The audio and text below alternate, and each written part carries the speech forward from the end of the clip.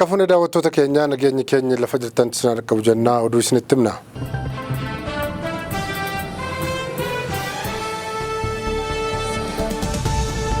Pirezidaantii fi itti aanaan pirezidaantii Yuunivarsiitii Waachaamoo to'annoo jala ooluutu dhaga'ame. Pirezidaantii Yuunivarsiitii Waachaamoo dabalatee hojii gaggeessitoonni Yuunivarsiitichaa yakka malaammaltummaa fi saamicha qabeenyaan shakkamanii to'annoo seeraa jala ooluutu himame. Hojii gaggeessitoota to'annoo seeraa jala oolan keessaa Pirezidaantii Yuunivarsiitii Waachaamoo obbo Habtaamuu Abbabaa fi itti aanaa pirezidaantii Yuunivarsiitichaa obbo Taamrat Taaggasee keessatti argamu. Kana dura gabaasa qorannoo dhimma saamicha qabeenya Yuunivarsiitichaa keessatti miidiyaaleen adda addaa qorannoo gaggeessaa akka turan ni yaadatama. Naannoo Amaaraatti finxaaleeyyiin naannichaa kan faannoo jechuun of waaman haleellaa mooraa baqattootaa irratti raawwataniin baqattoonni Sudaan yoo xiqqaate namoonni 2 ajjeefamanii kaan ammoo madaaniiru. Naannoo Amaaraa godina Gondar lixaatti kan argamu mooraan dahoo baqattootaa Awlaal jedhamu irratti haleellaa humnoonni finxaaleeyyii Amaaraa sanbata darbe raawwataniin baqattoota Sudaan 2 yeroo lubbuun yoo darbu baqattoonni 10 ammoo madaaniiru.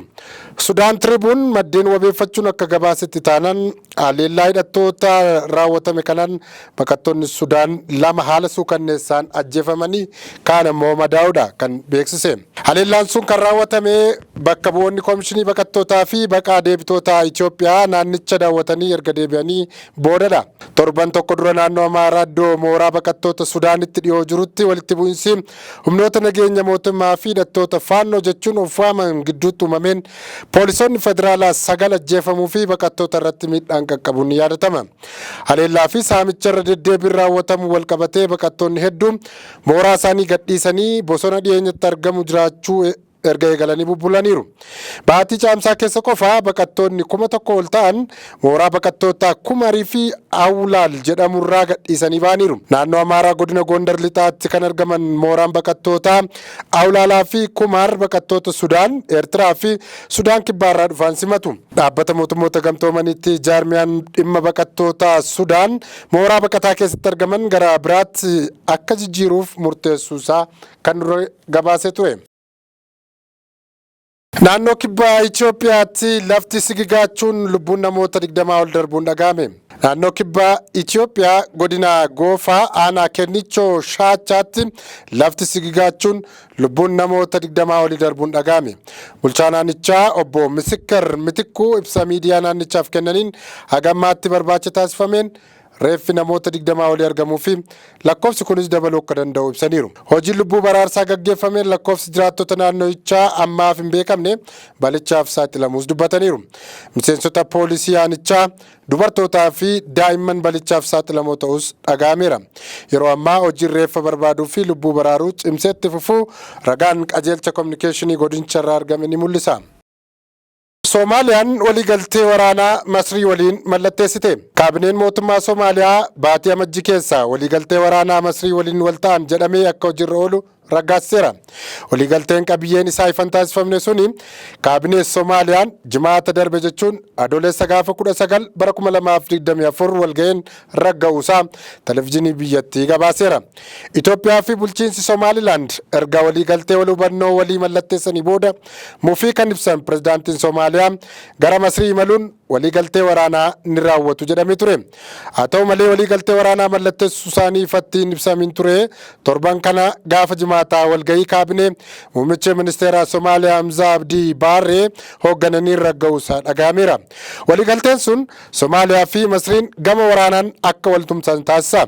Akkasumas humna ittisaa fi Soomaaliyaa cimsuuf deeggarsi leenjii fi odeeffannoo walii qooduun akka jiru ibsameera. Adeemsi Masrii kuni Itoophiyaa irratti dhiibbaa uumuuf kan kaayeffatedha jedhameera. Soomaaliyaan waliigaltee waraanaa akka hojiirra oolu raggaasisuun waliigaltee karra galaanaa Itoophiyaa fi Somaalilaand akka hojiirra oolu dhiibbaa uumuu mala jechuun xiinxaltoonni yaada isaanii kennu. Soomaaliyaan Tarkiyyaa waliinis waliigaltee waraanaa mallatteessiteetti. Waliigalteen Somaaliyaa Tarkiyyee waliin taasiftees ifaa ta'uu baatullee Tarkiyyeen humna galaana ishee akka leenjistuuf fidhachiisuuf akkasumas galaana ishee eeguuf akka ta'edha kan dhaga'ame. Waliigalteen waraanaa hojiirra akka oolu ragga'ee qaama kamiinuu ammatti ifan taasifamne.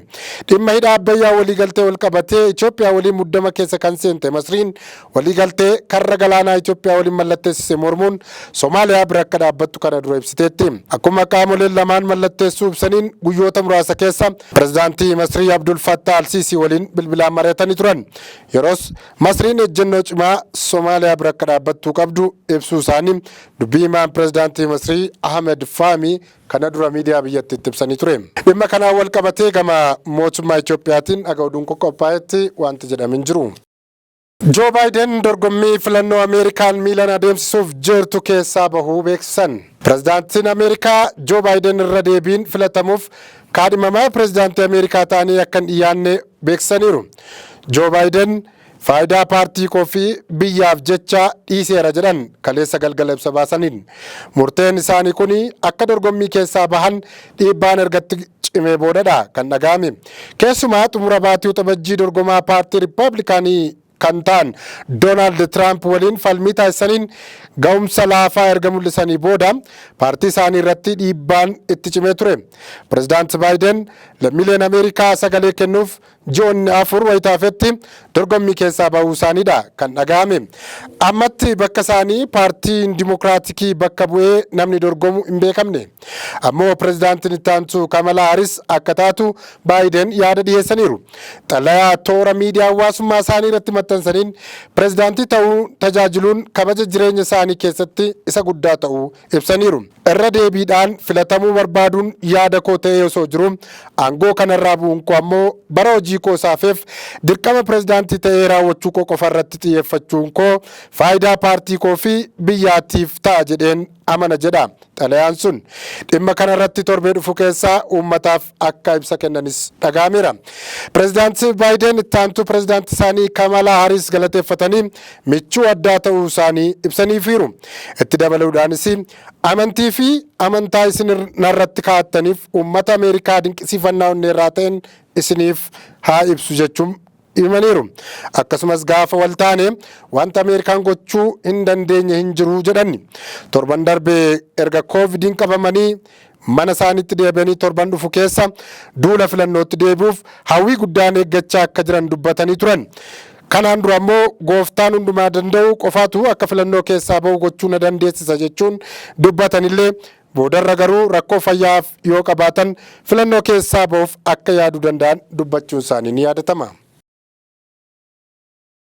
Haati warraa pirezidaantii Kooriyaa Kibbaa kachachalaan shakkamanii qoratamaa jiraachuun dhaga'ame. Haati warraa pirezidaantii Kooriyaa Kibbaa kachachala maallaqaa fi kennaa boorsaatiin shakkamanii abbaa alangaa biyyattiitiin qoratamaa jiru.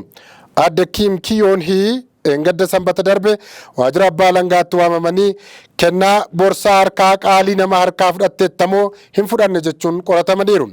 Dubbii haati warraa pirezidaantii Yuun Suk Yu'ool maallaqa Kooriyaa Kibbaa kachachalteetti kan jedhuu fi boorsaa harkaa $2,200 baasu akka kennaatti nama harkaa fudhatteetti jedhamee warra siyaasaa fi sabaa himaalee biyyattii biratti erga ijoo dubbii ta'ee ji'oota torba darbeera.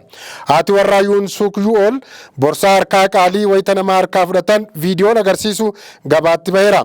Biiroon abbaa alangaa Kooriyaa Kibbaa sanbata engeddaa Kim Kiyoon Hee waajjira isaatti waamee boorsaa qaalii sana fudhatteettamoo hin fudhanne jedhee qorateera.